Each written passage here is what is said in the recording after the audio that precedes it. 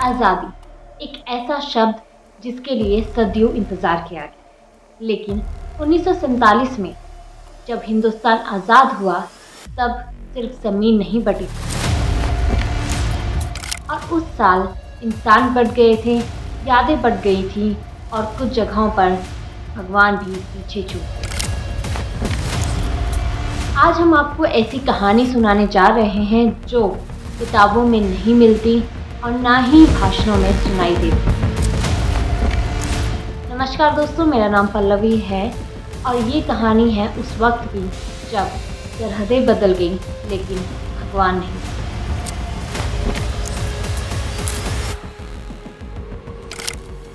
1947 British Bharat के अंत और भारत पाकिस्तान की शुरुआत का साल था।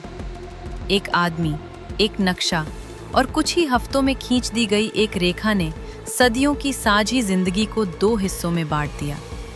उस रेखा को दुनिया ने रेडक्लिफ लाइन के नाम से जाना।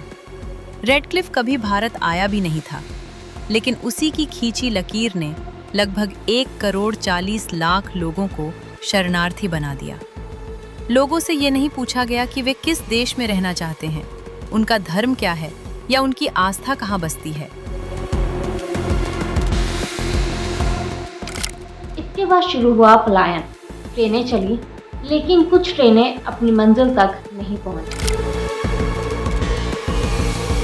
कुछ ट्रेनें लाशों से भरी हुई आईं और कुछ स्टेशन ऐसे बन गए जहां सन्नाटा कभी लौट ही नहीं पाया।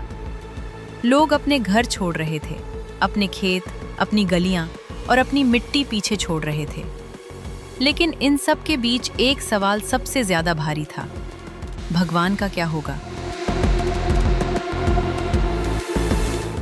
पंजाब, सिंध, बलूचिस्तान और उत्तर पश्चिम सीमांत प्रांत जैसे इलाकों में पुराने मंदिर मौजूद थे। कटासराज मंदिर, हिंगलाज माता, पंचमुखी हनुमान मंदिर, शिव मंदिर, सूर्य मंदिर और जैन देरसार, ये सब सिर्फ इमारतें नहीं थीं, बल्कि पीढ़ियों की आस्था का केंद्र थीं। लोग कहते थे कि भगवान तो यहीं हैं, उन्हें कैसे छोड़ा जा सकता है।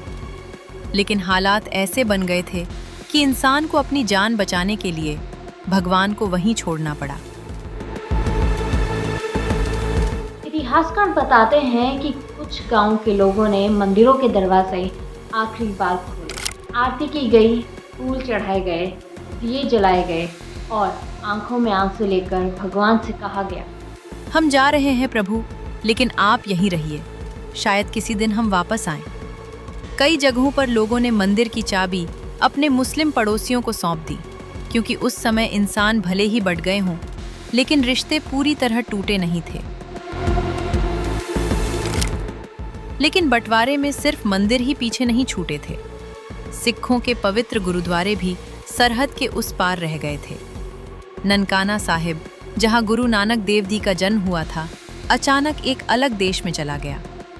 करतारपुर साहिब, जहां गुरु नानक देव जी ने अपने जीवन के अंतिम वर्ष बिताए, वो भी भारत से दूर हो गया।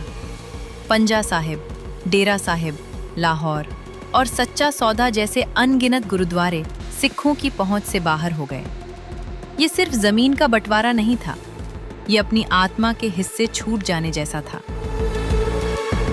कई सिख परिवारों ने पलायन से पहले गुरुद्वारों में माथा टेका, अरदास की और गुरु ग्रंथ साहिब के सामने फूट फूट कर रोए। कहा जाता है कि कुछ जगहों पर लोगों ने आखिरी बार निशान साहिब को देखा, जैसे किसी अपने को अलविदा कह रहे हों। सिख दर्शन कहता है कि गुरु हर जगह है, लेकिन जिन जगहों पर गुरु चले, बोले और जिए, उन्हें छोड़ना आसान नहीं था। ये कहानी नफरत की नहीं, ये इंसानियत की भी कहानी है। पाकिस्तान के कई इलाकों में ऐसे मुस्लिम परिवार मिले जिन्होंने मंदिरों और गुरुद्वारों दोनों की रखवाली की। उन्होंने दिए जलाए, सफाई की और पूजा पाठ में मदद तक की। कटासराज मंदिर के पुजारी चले गए थे, लेकिन स्थानीय लोगों ने कहा कि ये भी हमारी जमीन की विरासत है। ननकाना साहिब और पंजा साहिब के बारे में भी यही कहा गया कि ये सिर्फ किसी एक धर्म के नहीं, इस मिट्टी की अमानत है। आज 2025 में भी पाकिस्तान में 400 से ज़्यादा हिंदू मंदिर मौजूद हैं। कुछ टूट चुके हैं, कुछ वीरान पड़े हैं, लेकिन कुछ आज भी सांस ले रहे हैं। हिंगलाज माता के दर्शन के लिए आज भी भारत से श्रद्धालु जाते हैं। कटास राज के जलकुंड में आज भी पानी है। ननकाना साहिब में आज भी शब्द गूंजता है और करतारपुर साहिब में आज भी अरदास होती है। भगवान ने देश नहीं बदला, सीमाएं इंसानों ने बदली थीं। आज सवाल ये नहीं है कि भगवान पाकिस्तान में क्यों रह गए। असली सवाल ये है कि क्या हम इंसान इतने मजबूत नहीं थे कि अपनी आस्था को साथ रख पाते? क्या नफरत इतनी बड़ी हो गई थी कि भगवान भी पीछे छूट गए? ये सवाल आज भी जिंदा हैं और शायद हमेशा रहेंगे। सरहदें इंसान बनाता है, भगवान नहीं। देश बदल सकते हैं, झंडे बदल सकते हैं, पासपोर्ट बदल सकते हैं, लेकिन आस्था कभी नहीं बदलती।